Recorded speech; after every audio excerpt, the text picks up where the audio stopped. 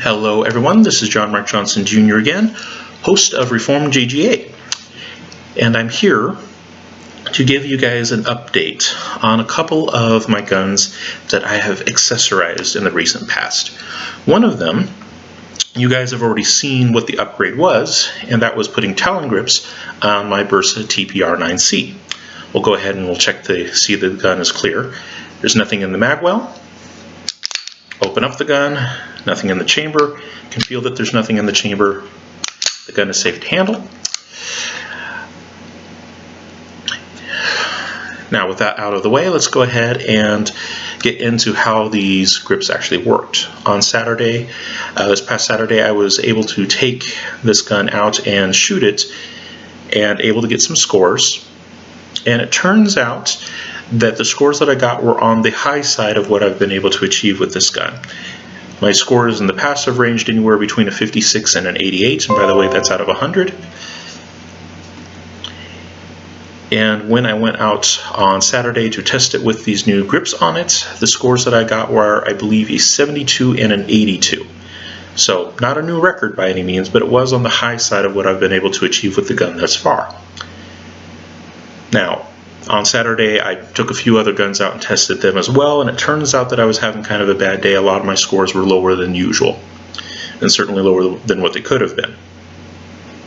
So take that as it is, but what I can say so far is that the Talon grips on here are definitely not a disadvantage. It didn't decrease my scores beyond the normal range, but I also can't say that it's a distinct advantage either. Now, I like them. They are comfortable, and I like the way that the gun feels in my hand now. And honestly, there'll be times where I'll just walk around with the gun in my hand because it feels nice and it's cool.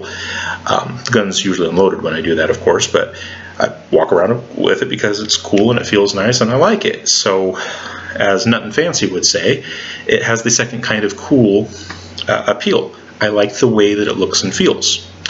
Now, as far as the first kind of cool, according to Nut and Fancy, does it actually produce a measurable outcome that is beneficial to you in terms of real performance? I haven't seen that yet. Like I said, the scores that I got were within the parameters of what I've already been able to achieve with this gun. It wasn't below them, it wasn't above them, it was within my established range with this gun. It was on the higher side, so definitely not a disadvantage, but I can't say it's a distinct advantage either. So for the time being, I'm going to go ahead and keep the Talon grips on there because it's at least not a disadvantage. And I'm thinking that maybe some of the problems that I was having, might just be getting used to a little bit different feel with the gun, and maybe with a little bit more time on it, I'll be able to adjust to it, eke a little bit more out of it. So who knows? We'll see.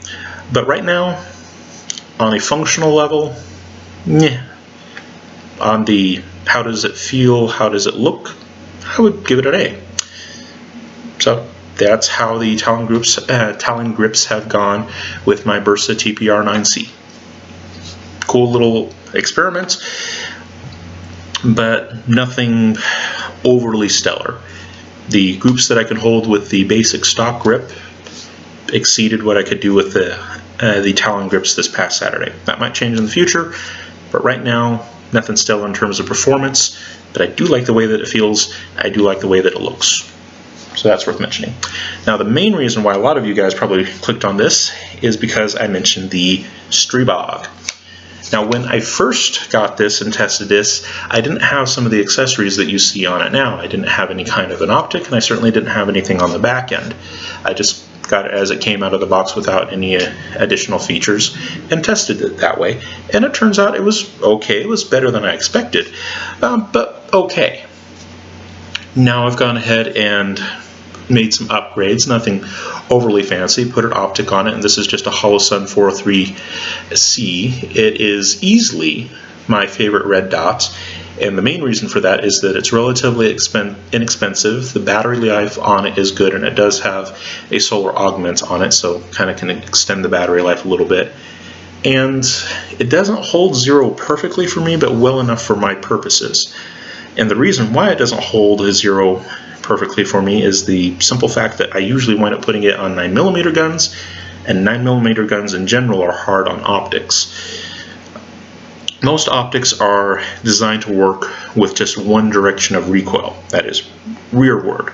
That's usually the direction that a gun gets pushed. 9mm guns are a little bit weird in that being blowback operated, you'll have a push backward, but then that bolt, huge massive bolt that's inside, is going to have to come flying forward, and so you get this double action going on that tends to shake things loose, and that includes the zero on your optic a lot of times if you have a less expensive optic. And hollow suns only being about $200 give or take depending on where you're at definitely fall into that category.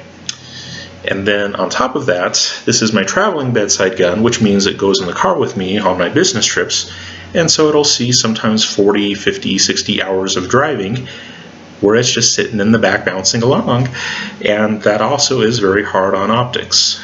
So yeah, it doesn't hold zero for me perfectly, but give it some grace. Most optics would have a hard time standing up to the kinds of stresses that I put on guns. Don't be too hard on it for that. The solution to that is fairly simple. Take your gun out at least once a month, put some rounds through it, check your zero, and move on. I find that the zero does not move enough for close quarter situations for me to worry about it too much. Like I said, as long as I'm able to get out at least once a month and confirm zero, no real major issues. Yeah, it'll be off a little bit, but if you're talking about distances within a hotel room or within my apartments, it's more than sufficient to the task. So not a huge deal there. It's acceptable. Might not be optimal, but it is acceptable. Now, the real star of the show is going to be this SP9A1 brace. The reason why I went with the brace was fairly simple. If I went and put a stock on this, given how short the barrel is, I would have to basically turn this into an ATF item. There's paperwork, a background check, a $200 stamp, and then of course it goes into a registry. And then on top of that, if you want to travel with that kind of ATF item, you've got to get permission from every jurisdiction that you pass through. That is a whole lot of hoops to jump through, not to mention extra expense and delayed time in being able to actually put whatever device you want on it if you're going to go that route. Just because they have to do all the paperwork and process things and the background check. And then, like I said, because you have to get permission from every jurisdiction that you travel through, that creates real problems for me as a traveling salesman, basically. I don't always know exactly where I'm going to go each week. In fact, a lot of times I don't know until the Monday thereof. The boss says, this is where you're going, and so that is where I go. I don't have a whole lot of forewarning. I can't exactly call up the official representatives of every jurisdiction that I'm going to pass through and say, hey, by the way, do you mind if I take this through? It's just not practical. So it's expensive. It takes a lot of time. Not practical for travel purposes. You combine all of those together and the obvious option becomes the brace. With braces, no special ATF paperwork or anything like that you need to fill out. And most places, not every, but a lot of places, they're perfectly legal to travel with and you don't need special permission for it. So if you want to get a third point of contact on a gun with a short barrel like this becomes the better option. This doesn't mean that materially it's better. That doesn't mean it works just as good as a true stock, because it doesn't, frankly. But considering the alternative and all the headache associated with the alternative, this is a better way to get that third point of contact. Now, as far as the functionality of this particular brace itself, as a workaround, let's be honest, that's why I got it, is a workaround. It's not the best in the world. As far as the ATF is concerned, this is designed to be shot as a pistol, not as a rifle. So the ways that you're supposed to use the brace for the intended purposes are somewhat restrictive. One of them is to take the strap that's on it and wrap it around your arm and then fire it basically with your arm fully extended and the brace wrapped around it, and there's actually a hole in the brace that you can separate and you can stick your arm in there. That is not overly convenient. It's doable, but not overly convenient, and especially in a self-defense scenario, the one thing that I don't want to be doing is say, excuse me, mister, I'm going to have to just strap this on here real quick, just give me a second. Don't see that one happening. Now, the ATF has also said that it is okay to use a brace rested against the cheek for a third point of contact, so something like this. And comfort-wise, and as far as being able to see through the optic, it's actually not terrible. I've definitely had worse. The problem, though, is, of course, that if you're resting it on your cheek, you don't have anything behind it to actually catch the recoil, and so it winds up doing this the entire time, and you're just kind of, yeah, it's the whole only cheek well thing is not optimal. Just saying. Legal, yes. Overly useful, not as much as an actual stock. Now, one thing that actually is a little bit more useful is that the ATF has stated that, you know, shouldering it, using it as a, well, this has actually changed as well. It used to be the case that the ATF said that if you shoulder it, that constitutes a redesign. They've reneged on that and said, no, it doesn't count as a redesign. But you have to use it as it came to you. You have to come as set up. And as this one came set up, you can see that the angle on the back of it is kind of concave in the wrong direction. It is quite vexing.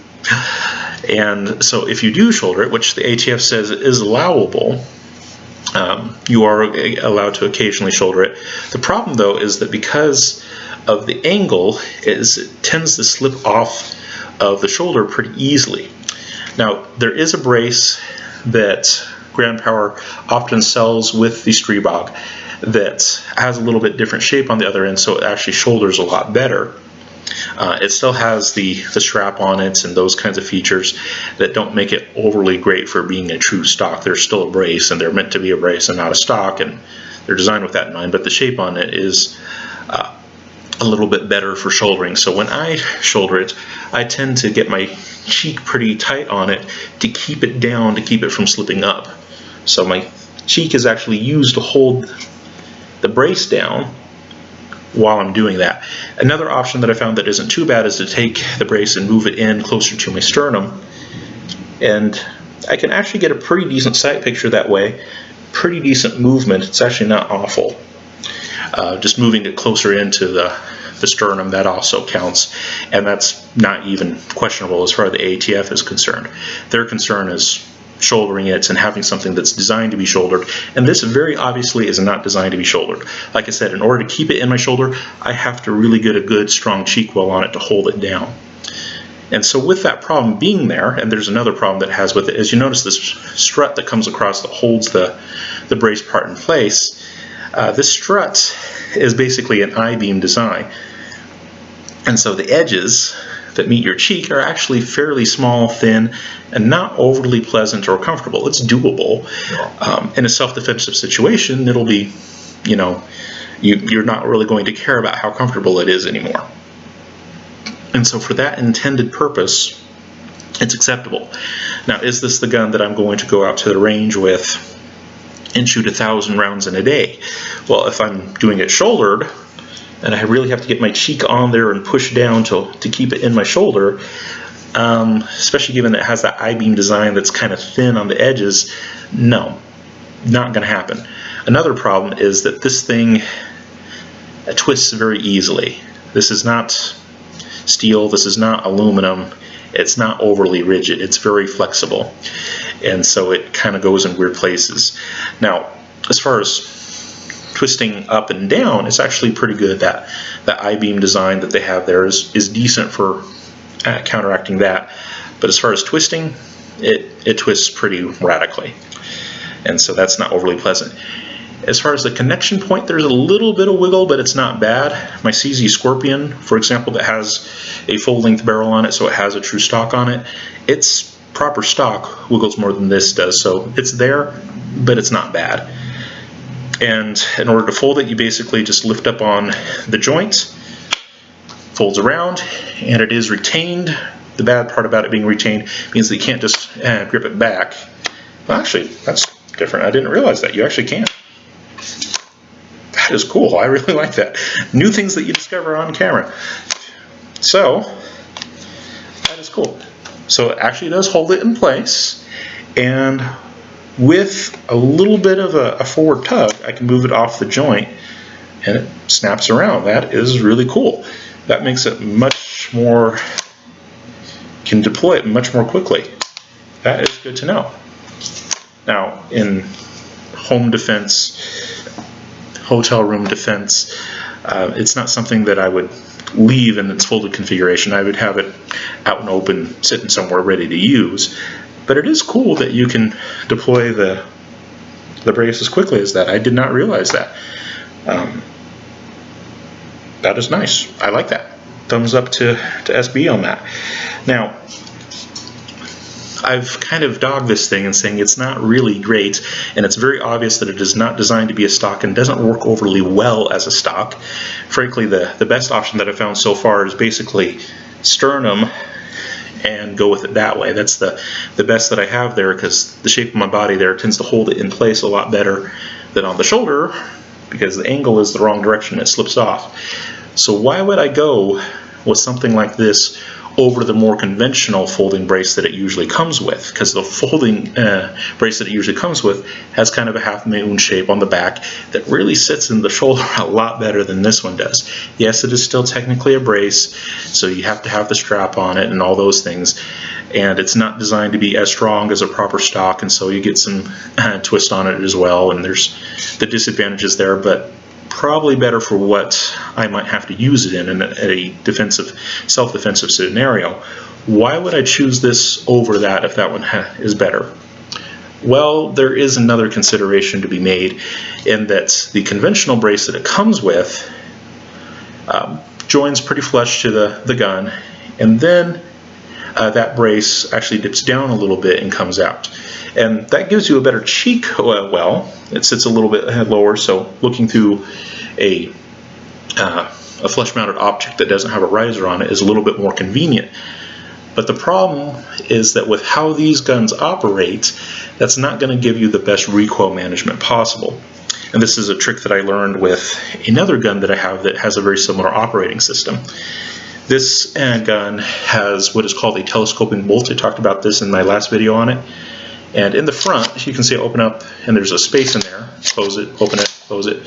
What is moving back and forth in there is the bolt. You can see the bolt directly. It's that black piece of metal inside the bolt. That's the bolt. And so the bolt comes down here behind the barrel where it needs to be to load something into the chamber, and then it goes up and actually telescopes over the barrel proper. So you get this huge, massive bolt on the inside, which does help absorb a lot of the initial recoil blast quite well. But the problem is that it's been moved up and forward. And so while it absorbs a lot of recoil, it does tend to redirect where your motion is going. And instead of moving back as much as some of the other bolt styles do, this one tends to flip the gun up a little bit. So you can get a lot of muzzle climb on these ones depending on where your third point of contact is. On my CMR30, which also has a telescoping bolt on it, I learned very quickly why Kel-Tec put their stock in the place that they did, because they have a very high mounted stock as well. It's almost flush with the top of the gun. And for a long time that really kind of, I thought it was bizarre. It wasn't terrible to use, and I managed to work around it and find ways to use it, and after I got used to it I was actually pretty good with it. It's still one of my favorite guns. Not necessarily an ideal bedside gun, but still a really fun gun to go out and shoot. But initially, that really high stock, and it is a proper stock because it has a full-length barrel on it, that really high stock was a little bit bizarre to me until I realized what they were doing. They had made it so that the stock on the CMR30, it's a brace here, but on the CMR30 it's a stock, and it's actually in line with the telescoping part of the bolt rather than with the barrel. So you have the telescoping part of the bolt reciprocating, and that force goes directly back into, on that case, the stock, instead of giving you a lot of muzzle rise. If you take the stock and you were to lower it, with that huge mass that goes over the barrel, you'd get a lot of muzzle rise out of it. The solution? Take your third point of contact and move it up. with the normal brace that Grand Power pairs with the Stribog, and yes, somebody did correct me on that one, it is Stribog, so thank you. But with the normal brace that Grand Power pairs with the Stribog, it cuts pretty low, and so there's a lot of people out there who have been complaining about the muzzle rise issue. Yes, it has a overall softer recoil impulse than some other blowback guns, like my CZ Scorpion, for example, I think has a worse recoil impulse overall. But they were complaining about a lot of muzzle flip with this gun. And given the design of the gun, that you have this forward weight that's fairly high on the gun relative to the barrel, well, that's pretty easy to understand. So when I attached my third point of contact, I went for a brace system that has an adjustable height. So I went with the Picatinny adapter. With the Picatinny adapter, I can move things up and down and get something that's going to absorb that recoil in the way that I want it to keep my muzzle rise to a suitable minimum. And with it in the configuration that it is now, of course you have part of the bolts down here, you have part of the bolts up here, and the brace basically splits the difference between the two, minimizes the amount of muzzle rise that you get off of it, and it works quite well that way. I like it. So that's the reason why I went with this brace, even though it isn't as comfortable as some of the other braces out there, and it's certainly not as comfortable as an actual stock. Much less convenience in that regard. But the reason why I went with it is because it controls the muzzle rise much better than a lot of the more conventional braces, or even a proper stock would, because a lot of the proper stocks also cut a little low. It's always trade-offs. Whenever you go for any kind of accessory that you attach to a gun, and even in the design of the gun itself, you're always going to be dealing with trade-offs, as Ian from Forgotten Weapons likes to remind us of. Anytime you have a design, that design exists as a compromise between competing goals. We want powerful and effective guns, but we also don't want them to weigh too much. We want guns that have these capabilities over here, but we don't want them to be overly expensive, so on and so forth. Those are always going to be trade-offs, and you're going to wind up with something that's kind of in the middle. This is not a stock. It does not feel like a stock. It is not designed to be used like a stock. And you frankly can't use it like you use conventional stock. It just wasn't designed for that. But it does allow me to do certain things that I couldn't do with a stock, and one of that is much more freedom of travel. That's a big issue. And then also being able to put it in a place that mitigates the muzzle rise that you would naturally get with a telescoping bolt design. Can't do that with a lot of the other braces, or even a lot of the proper stocks. It's all a matter of trade-offs. What is it that's most important to you? The fact that this thing is a little bit uncomfortable is something that I can deal with in a self-defense situation. In that moment, I'm probably not going to be caring about how comfortable the weapon is. I'm going to be caring about how effective it is on getting shots on targets. And so having something that mitigates the muzzle rise is more advantageous in terms of follow-up shots and being able to deliver effective shots than having something that's super comfortable on the back end. Okay, it's always trade-offs, one way or the other. And one more thing that I did want to talk about while I'm at it is the fact that Grand Power has not come up with a different magazine design, and I haven't found any aftermarket magazines, so I'm still dealing with some of the magazine issues that I identified in the first video, and that these are relatively cheap magazines. They can be prone to binding on the front end, and they also don't tend to have the greatest retention of the rounds either. And so my solution to solving all of those problems has just simply been to download the magazine. So instead of the full 30 rounds that these things are capable of, and Tim from the Military Arms channel found out that a lot of them can hold 32 rounds, kind of interesting, my solution has been just to load them only to 25. And that helps avoid the cracking issues on the feed lips. It also relieves a lot of the tension so that if you happen to bump the magazine on something, you don't have rounds spilling out of it. Helps mitigate a lot of those kinds of problems. And I frankly felt rather justified and vindicated when Tim came out with his first Stribog video. It turns out that the one that he got was an absolute lemon. It didn't work very well for him at all. And I'm just sitting back there going, yep, with those kinds of guns you expect that. When I first reviewed this thing, I pointed out all the ways in which Grand Power had saved money in building this thing, and pointed out that there's a lot of things in there that were obviously done to make the gun cheaper for them, and they have the effect of decreasing the overall quality. Now, if you happen to get what would be most of their guns, which are decently enough controlled as far as quality control is concerned, they're monitored decently well, you get a decent gun. And this gun, I've got 230 rounds through it so far, not a ton, but enough to at least feel confident in it, and seems to be running just fine. But because of the way that they made it and kind of the corners that they cut, if something goes wrong in putting it together or in any of the tolerances, it tends to go really wrong. And that's what Tim from the Military Arms channel found out. The first one that he got was obviously a bit out of spec, and the kinds of issues that he wound up dealing with as a result of that were really funny to watch. And on my original Stribog video, a lot of people commented and said, you know, no, this gun is awesome. These people over here have reviewed it and they think that it's totally great, and so you don't have any right to say anything negative about it because you're not as good a review as they are and you don't have as much experience with the weapon system. And a lot of those points might be fair, but that doesn't change quality of manufacture. I might not have a whole lot of time on this particular gun, but I do have a lot of time on a lot of other guns, including a lot of inexpensive guns, cheaply made guns. I have a lot of experience with Kel-Tec, for example. And I know cheap products when I see them now. And I can go through and pick a gun apart, and I can tell when something's going to be cheap and when something's going to be a potential failure point. And granted, if everything is locked in and the quality control is good, you can wind up with an awesome product for a very low price. This one I think is doing pretty well.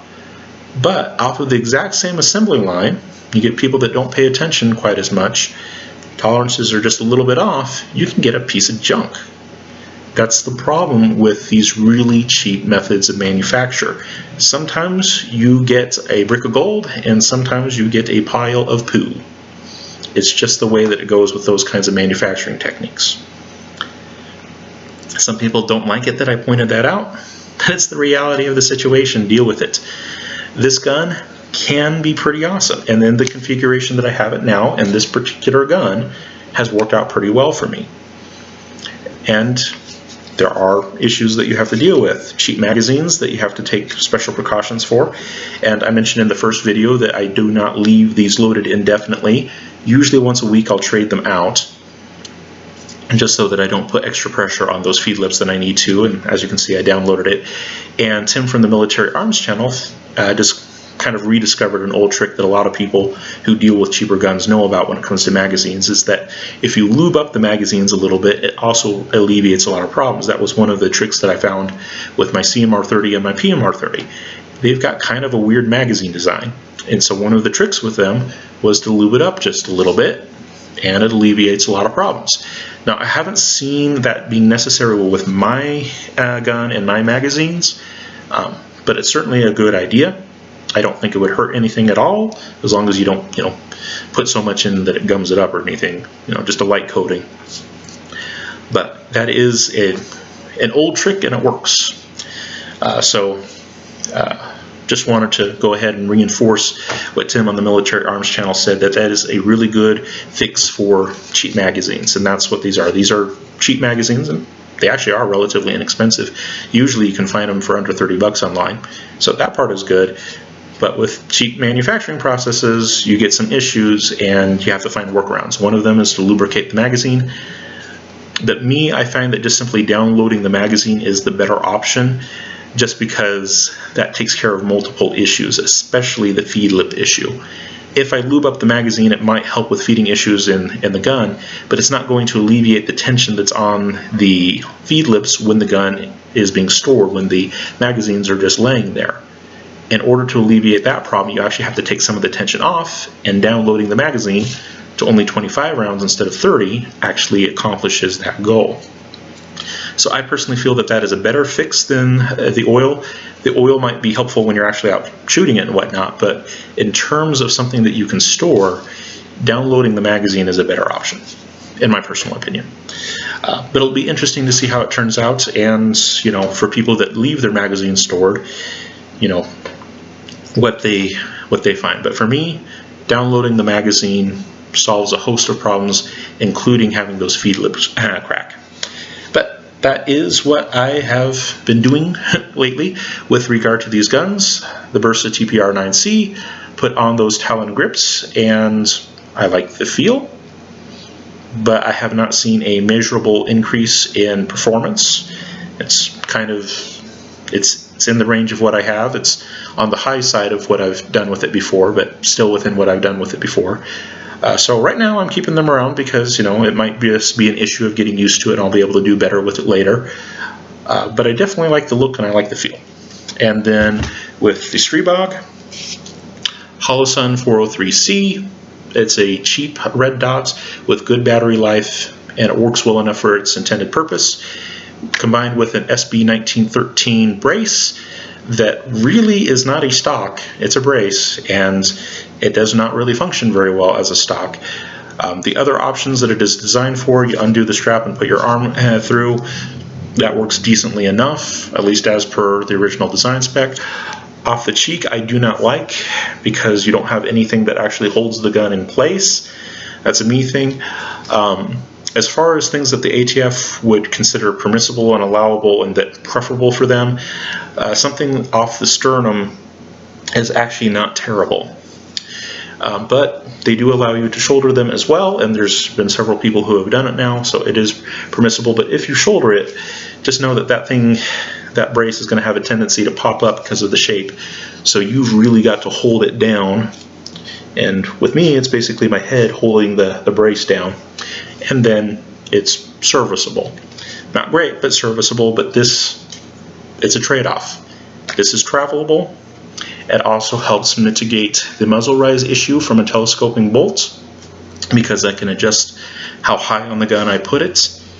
And so it accomplishes what I consider to be the most significant aspects that need to be accomplished with this gun. Like I said, this is not going to be the kind of gun that I go to the range and shoot off 1,000 rounds with. It's just not comfortable enough to do that. But in the moment that I need it in a self-defense situation, I'm not going to care about the comfort all that much.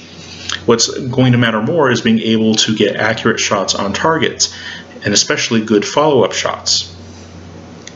This brace system that is actually in line with the center of mass of the bolt, instead of being too low like a lot of them are, accomplishes that goal much better.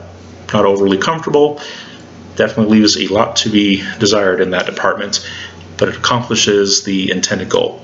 And another thing that I wanted to mention in there, you guys might not be able to see it, but between the brace and the Picatinny adapter for the back of the Stribog is actually a little riser, the kind of riser that they usually use on optics. And what that riser is there to do is to push the brace back a little bit.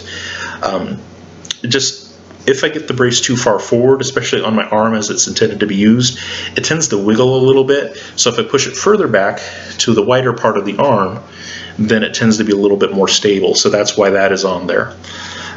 Trick of the trade. For those of you guys who actually do use it as intended as an arm brace to wrap it around the arm, well, used as intended is kind of a weird thing with a brace. Because yeah, it's designed to be wrapped around your arm, but the ATF has said, shooting it off the shoulder is okay, shooting it off the cheek is okay, shooting it off the sternum is okay, so as intended is a little vacuous. But if you're trying to do that and you find that it's a little loose when you put it forward, something like this is actually a nice solution, and you don't get it with other brace styles. With the 1913 system, you can keep adding risers until you get far enough back on your arm that it actually sits well. There was one more thing I want to talk about. Oh yeah, the takedown. With this new Picatinny adapter, it's metal, and it tends to be rather tight. And so taking the gun apart is now a little bit more of a chore than it used to be. I can still get it by hand, as you can see. I can still take it out by hand and all that. and I still have to flip up the little pop-up sight. See the first video if you're curious about that. And I can still push down and out and access the innards of the gun that way. But the metal Picatinny adapter is a little bit tighter than the plastic end cap that used to be on there. And so some of you might need a punch to push it through. Now, my solution to it was, initially I did need a punch or something like that, but I just played with it enough until eventually it loosened up. And now I can actually pull it through decently well and get it to separate just fine. But initially when you put it on there, you might find that it's a little tight. Just warning. Alright, so those are the accessory upgrades. As usual with me, my reviews are not entirely positive because products do not work perfectly ever in every single way that they could be used. They're intended in a particular way, and there's always compromises that need to be there, and it's just the way that it goes. I would not dissuade anyone from these add-ons. Talon grips, I think, are just fine. Are they necessarily going to be advantageous to you as far as the actual accuracy of the gun and your performance with it? Maybe not, but from what I've seen so far, they don't hurt. And so the fact that they feel cool and they look cool puts it over the edge for me, and it leaves me saying, yeah, I'll go ahead and keep them around. The SB1913 brace leaves a lot to be desired if you're thinking of using it as something that you might shoulder on occasion or even fairly often. It doesn't really shoulder very well at all. But it is a brace, which means it's much more travel friendly, and it's a 1913 rail adjustment, which means you can put the height of that thing pretty much wherever you want it, and it really helps for mitigating muzzle climb and those kinds of things. So again, trade-offs. Alright, thank you very much for your time and attention. Bye.